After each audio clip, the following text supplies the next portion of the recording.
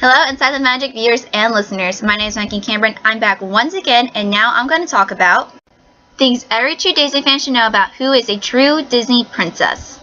So there has been many great debates about who is a true Disney princess, because recently when Merida was initiated as an official Disney princess, people were surprised to find out that Pocahontas and Mulan were actual Disney princesses. And then some people started saying, well, they're not a true Disney princess. And then some people started saying, well, Merida's not a true Disney princess. And now I've seen online that people are saying Belle and Snow White and all these other princesses are not true Disney princesses. So who's a real Disney princess?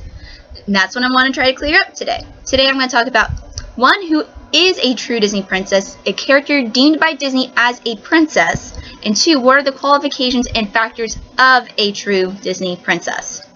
So, let's begin. So there are the official Disney princesses that Disney has inaugurated as a Disney princess, which are kind of used mainly for like merchandising and toys and products and stuff. And those are Snow White, Cinderella, Aurora, Ariel, Belle, Jasmine, Pocahontas, Mulan, Tiana, Rapunzel, and the newest one, Merida. Even though those are the official ones, Disney has forgotten some of their own characters they have called a princess. For example, Princess Tiger Lily from Peter Pan, Princess Eilonwy from Black Cauldron, Princess Kida from Atlantis, and Princess Mia from Princess Diaries. And something ironic I noticed, the cheerleader that nobody liked in Princess Diaries, who made fun of Mia for being a princess, is Mandy Moore, who is the actual voice of Rapunzel. And if you didn't know this, you probably just had this reaction. Shut up! Then there's Princess Giselle from Enchanted. And there's an actual reason why Giselle is not a princess. If they were to make Giselle an official Disney princess, they have to pay royalties to Amy Adams for using the likes of Amy Adams. There's Princess Penelope from Wreck-It Ralph and Princess Sophia from Sophia the First, the Disney Junior show. So now we know who the Disney princesses are, let's go over the 3 factors I think that qualifies a Disney character to be a Disney princess. When I'm qualifying a Disney character to be a Disney princess through these factors, I'm qualifying a character to be a Disney princess through each factor alone, only this factor and nothing else. Just so you know. So if people are qualifying a Disney character to be a Disney princess just for the factor of having royal blood or coming from a royal family, just that factor alone, nothing else. The only Disney characters that will qualify to be a Disney princess are Snow White, Tiger Lily, Aurora, Eilonwy, Ariel, Jasmine, Kida, Mia, Rapunzel, Penelope, Merida, and Sophia. But wait a second, Maggie. Isn't Pocahontas a Native American princess like Kate Middleton's a princess? Nope, that's where you're wrong for 2 reasons. Number 1, there's no such thing as a princess in the Native American culture. And number 2, Kate Middleton's not a princess. She's a duchess. In the Native American culture, they run their society more like a democracy, electing their chiefs, than a monarchy. So, Pocahontas is more like Sasha and Malia as the first daughters than she is like Kate Middleton, even though Kate Middleton's not a princess. The second factor people are qualifying Disney characters to be Disney princesses is marriage. Just marriage. Doesn't matter to who, royal or not, marriage. Which those characters are Cinderella, Ariel, Jasmine, Mulan, Kida, Tiana, and Rapunzel. Whoa, wait a second. Snow White, Belle, and all the other princesses got married. Sad to say that you're wrong again. Disney animators are such amazing storytellers, they make you assume that they had a wedding and got married when really they just kind of had a happily ever after. For example, Snow White and Prince Charming kind of trotted off into their happily ever after. Aurora and her prince, Philip, danced in the clouds to their happily ever after, and Belle kind of did the same thing in a ballroom. Tiger Lily and Peter Pan never got together, as we know of. Same kind of goes with for Eilonwy and Tehran. Pocahontas and John Rolfe, not John Smith, but John Rolfe confessed their love to each other in the sunset.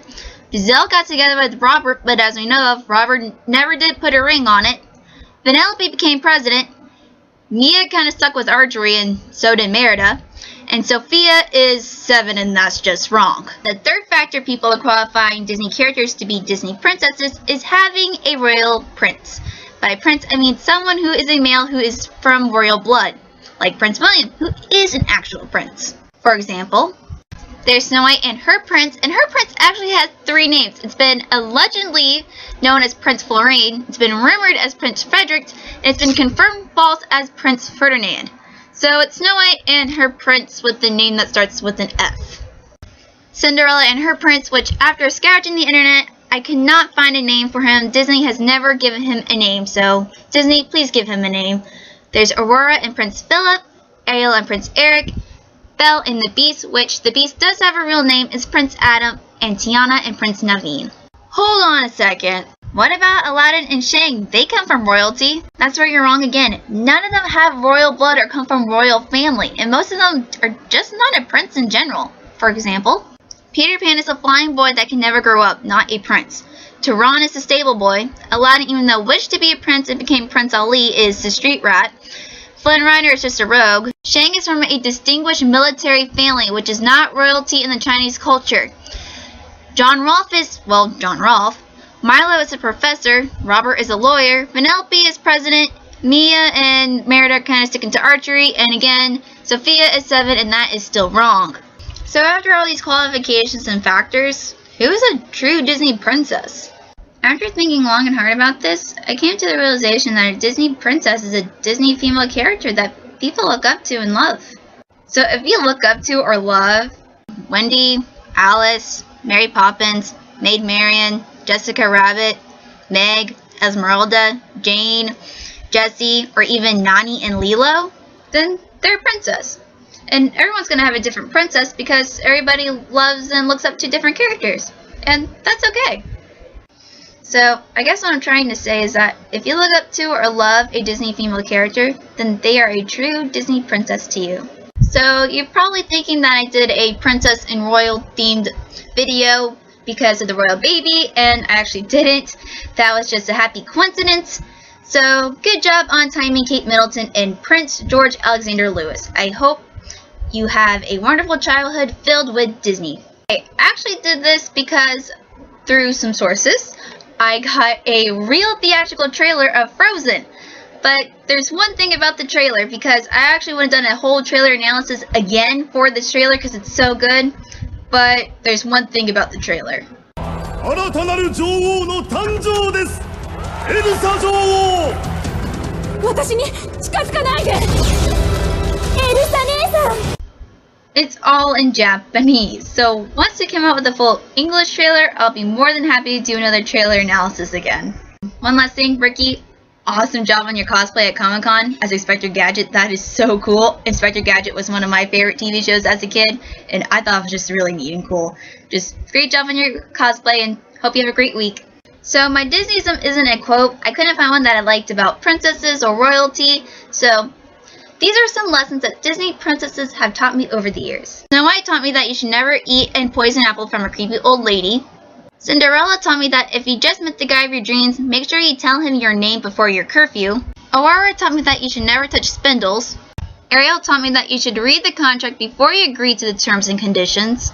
And Rapunzel taught me that the best weapon of destruction is a frying pan. Frying pans! Who knew, right?